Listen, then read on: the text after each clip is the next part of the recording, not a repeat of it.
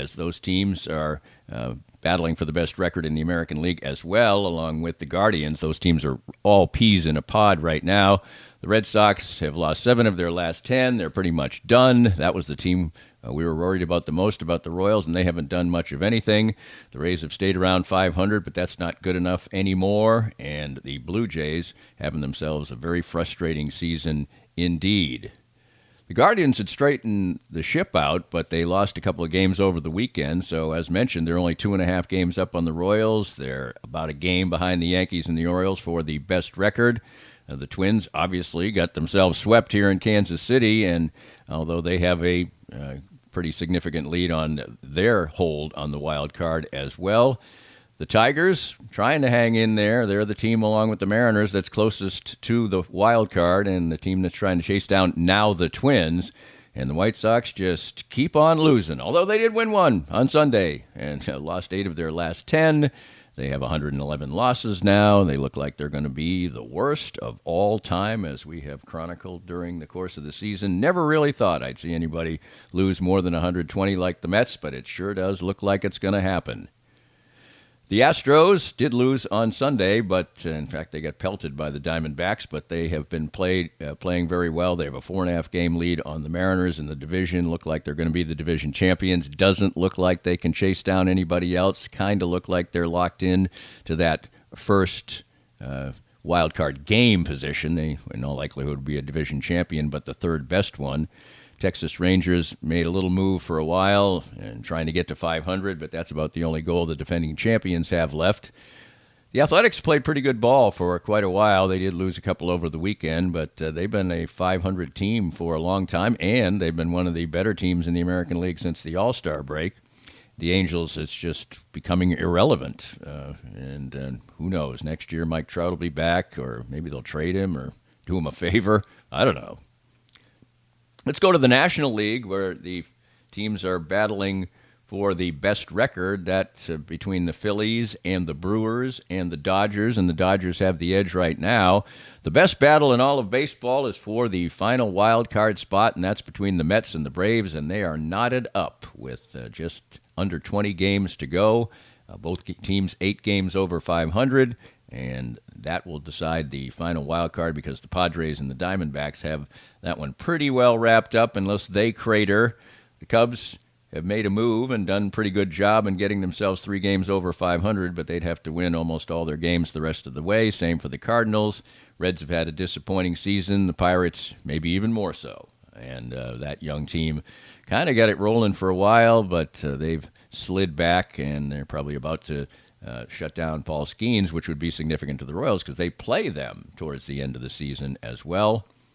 Dodgers have gotten hot again. They're battling for the best record. They've got it right now in the National League. Padres 6 back, Diamondbacks 6.5 back. That was close for a bit, but not anymore, and it looks like the Dodgers will be the defending champions.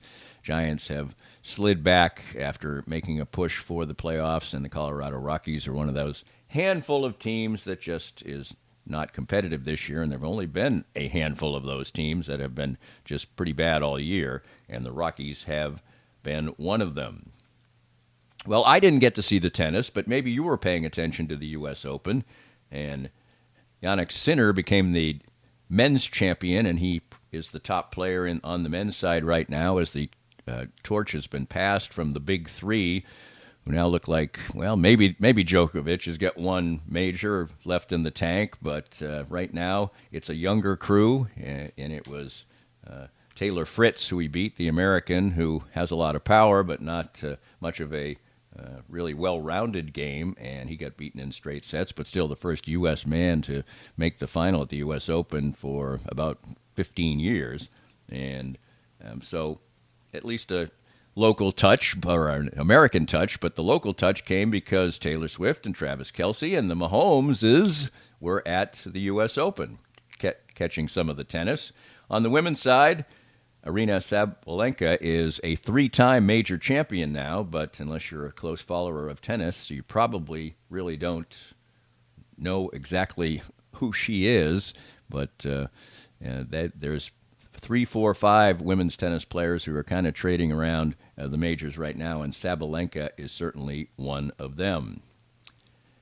On the soccer side, Sporting Kansas City still has to make a significant stretch run and don't look like they're likely to make the playoffs, but they got a feisty draw against the New York Red Bulls, giving up a late goal. They also get red carded. Jake Reed got a red card late. Peter Vermees was unhappy with the officiating in this one, but still, ordinarily a road draw would be pretty good business, but in this particular case, not so much. They'll need wins and wins aplenty. They still, however, have U.S. Open Cup final to put some hardware on the mantle for Sporting Kansas City. And the Kansas City Current have only dropped 2 games all year, and they made sure that was the case for them as they bounce back with a win. As noted on this Monday podcast a lot, they've been a great story, great fan base, a lot of excitement, and they get back in the winning ways, and they head down the stretch, and they certainly have a very, very good chance to be crowned NWSL champions, and they're in a couple of cups as well. So lots of good stuff there, lots of good stuff in a varied and wide-ranging sports world right now, and this would be the time we'd be transitioning to just football with Stan Weber, but Stan's just a piece of it now because the Royals are significant, and our Monday Musings has to be wide and varied. We'll get to just football in a while. Great college stuff coming up this weekend. It'll be a fun week of podcasts here. We've got the music podcast this week and another great profile. All kinds of good stuff.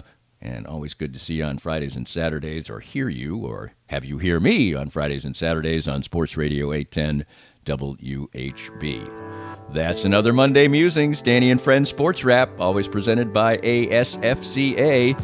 Hang around, check in with me, and have yourself a great week. We hope you enjoyed the latest Danny Klingscale Reasonably Irreverent podcast. Come back soon for something fresh and new. This podcast was made possible by our great sponsors like Advanced Sports and Family Chiropractic and Acupuncture, with 8 convenient locations in the Kansas City metro. Dr. Brad Woodall and his friendly team will improve your health and outlook with every visit. Find out more at asfca.com/Danny.